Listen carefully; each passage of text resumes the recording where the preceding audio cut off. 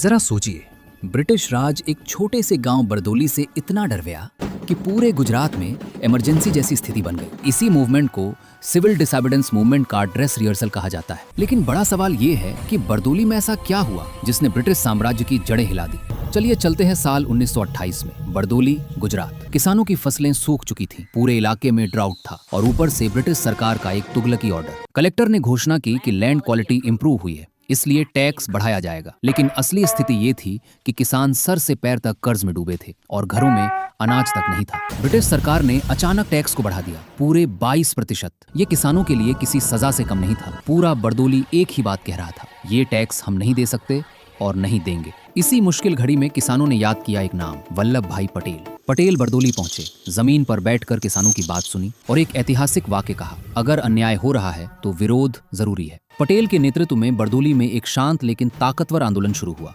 किसानों ने निश्चय किया कि वे टैक्स नहीं देंगे, पूरी तरह नॉन कोऑपरेशन। ब्रिटिश प्रशासन हिल गया। उन्हें लगा था कि किसान डर कर झुक जाएंगे, लेकिन बरदोली में कहानी उलट चुकी थी। ब्रिटिश सरकार ने बदले की कार्रवाई शुरू कर दी। किसानों की जमीनें जब्त की गईं, गाय बैल तक उठा लिए गए, औरतों तक को धमकियां दी गईं। लेकिन किसानों का एक ही जवाब था, हम झुकेंगे नहीं।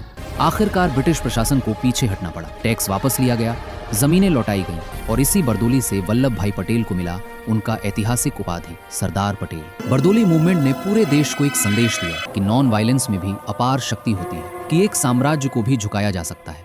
और यही मूवमेंट आगे चलकर सिविल डिसोबीडियंस मूवमेंट की नींव बना। आपके हिसाब से बरदोली मूवमेंट का सबसे शक्तिशाली क्षण कौन सा था? कमेंट में जरूर लिखें। लाइक करें, शेयर करें और सब्सक्राइब करना बिल्कुल मत भूलें। 10 कदम इतिहास के, बातें पुरानी, तैयारी नई।